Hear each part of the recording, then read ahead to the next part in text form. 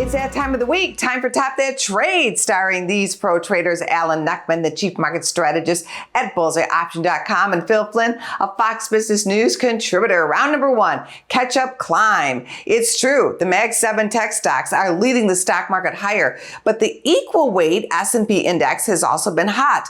What does that mean for everyday trading? Well, I think it's a rubber band snapback for so many stocks that had kind of been left behind. There's leaders and laggards.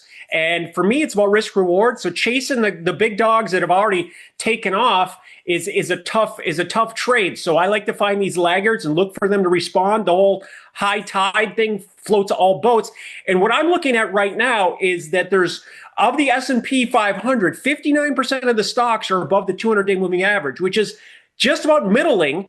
If we go back to 2024, it was about 70%. And 2021, when it was a little overbought, it was 90%. So right now, things look solid for stocks to catch up. Would agree. And if you look at the technicals, there was a lot of negativity, after the bad jobs report, after the concerns about the economy, people were talking stagflation. And I don't think they're talking that way anymore. When we saw that big drop in producer prices last week, that had a huge impact on market psychology. And it really appears that the Fed is going to be shamed into cutting interest rates, maybe not by just a quarter, maybe a half. Now that's a push. And if we get a half a point cut, all those stocks are going to go up. Equal weight, runners and losers. But we continue to say the energy sector is undervalued. So if you're looking for value, that could be the place that benefits the most.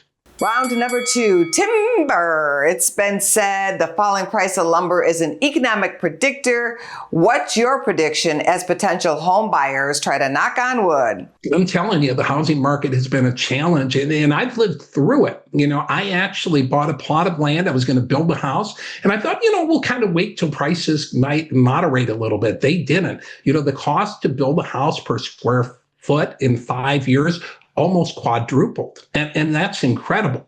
Part of that has been the lumber story. Lumber, of course, we've had issues with lumber for a long time. We had tight supply, oversupplies. We've had sanctions with, Canada, and the market has pulled back. But we feel the lumber market could be in a secular bull market. The supplies are relatively tight, so we really like lumber. And if we get an interest rate cuts, that's going to increase the demand. So even though lumber prices have kind of stumbled lately, you get an interest rate cut, look for lumber to move.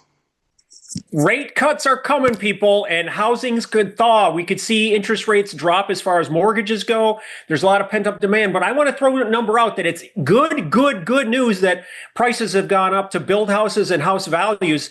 Maybe not for Phil, but let me give you a number, 20, and then add 12 zeros on top of that. That's the amount that the housing market has gained in value in the last 5 years. So the average house is up 59% in the last 5 years. That's most people's greatest assets. Yeah, people aren't moving, people aren't buying new houses, people aren't selling, but 60% of Americans have a home and have made a huge windfall on this. Round three, Mag 7 major money problem. NVIDIA and other tech companies holding $1 trillion. What will happen with all that money? What's going to be the windfall winner? We're talking big numbers today. 1 trillion. That has a lot of zeros as well. And that's about trading. Trading is learning how to trade small and then just add zeros. So, you want to add zeros as a good mantra for life. So it's going to lead to buybacks. It's going to lead to takeovers.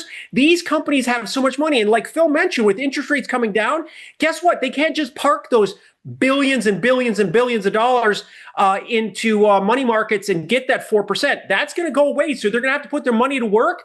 And what they'll do is they'll buy stocks, and that will help the upward angle of the stock market. Yeah, we're already hearing that some of these big tech firms in artificial intelligence are using their cash to buy back their own stock. And usually when a company's buying back their own stock, you should too, because if they believe in it, you probably should be. And Alan knows, being a big Apple fan for years, they've been sitting on mountains of cash for years and years and years. So that's not necessarily a bad sign. And it does give them the right to be innovative by swapping up cheap companies and new technology. So that's a good thing. Cash is still king. Follow the money.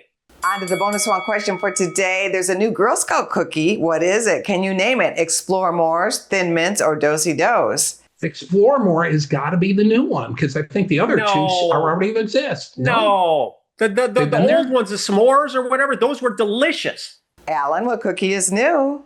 The fake one is the Explore Mores. Phil wins a box of Explore Mores if we can get our hands on those delicious new Girl Scout cookies coming out in January. Great job, guys.